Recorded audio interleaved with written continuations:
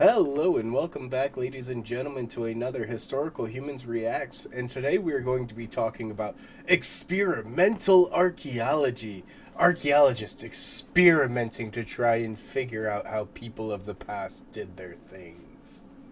Look, we know the people got there. We just don't know how sometimes. And Yep. honestly, experimental archaeology, what they do is they try to replicate the methods that they used in the past historically, or they take an assumption at the methods and try to replicate it to see if it's something that can be consistently redone.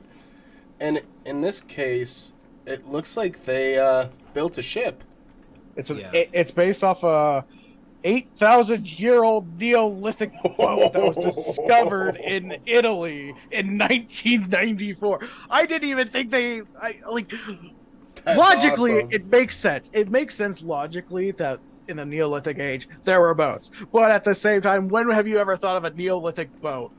Who Yeah. thought about Neolithic people sailing? Yeah. So the Not type. me. So the type of boat in question, the specific one that is depicted that they are sailing in is titled Monoxylon 4, which tells you how many times they got it wrong before this thing stayed afloat. Turns out building a boat's hard. Yeah. Well, especially when And, you're using like pre-metal, pre-industrial era tools. and monoxyls are actually a pretty difficult type of boat to work with, where one mistake can completely destroy the whole thing, because that refers to a type of boat that is carved out of a single tree trunk. Oh, so it's Yeah, like a It is dugout. one solid piece of wood that has been carved and whittled out into making this boat. You screw up once in this entire process, and the boat don't float. Apparently, it was made from a tree that was 300 years old, Wow. Yeah,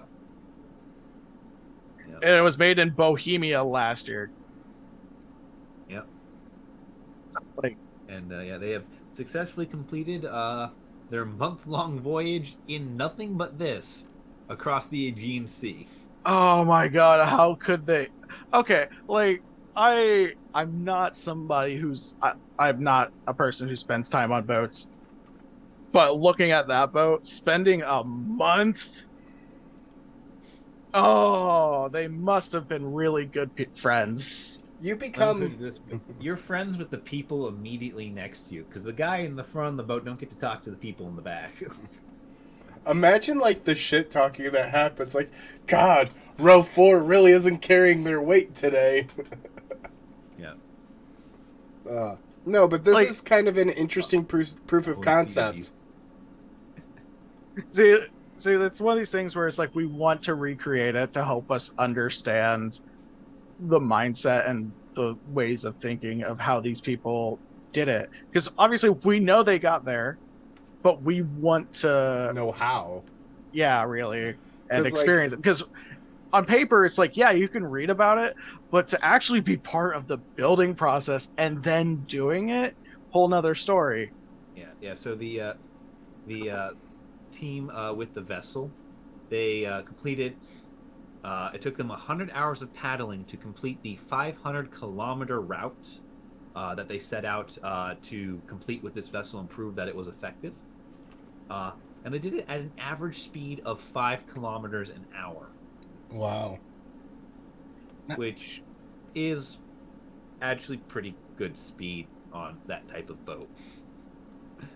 And I mean, like, I want to know all the organization that went into this because but see, Aaron, that's the part that I find the most fascinating. As you think about the preparations they took in the modern day, imagine what the Neolithic preparations look like. Because you don't have Yeah. the same levels of food preservation. You'd basically be living off of jerky or like island hopping at a certain point. Oh yeah, the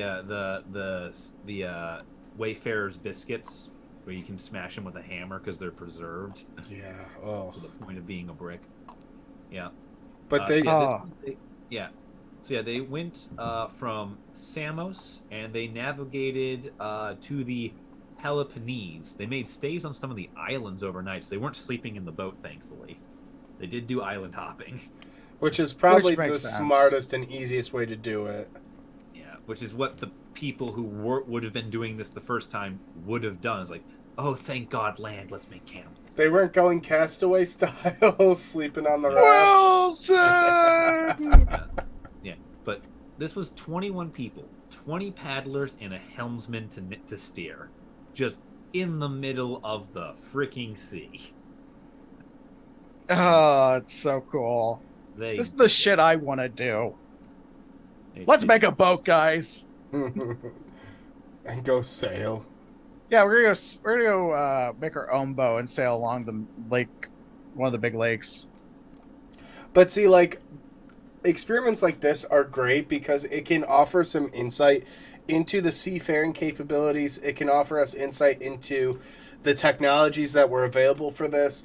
I mean, we've talked about it already, but there's a lot of island hopping countries and peoples that we really don't know the technology behind their island hopping. I mean, I think of the Polynesians first and foremost because they managed to go all the way to all the way in the Pacific.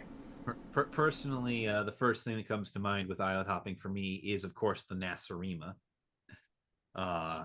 During during the mid 20th century, they engaged in a rather prolific island hopping campaign in the Pacific. Wrong group. Different island hopping. Yes, but the technology and the proof of concept is honestly fascinating, and the fact that archaeologists are going through this is really interesting to me because it's one thing from looking at it and reading it. It's a different thing to experience it and get to witness it firsthand. And experimental archaeology isn't just subject to boats and sailing.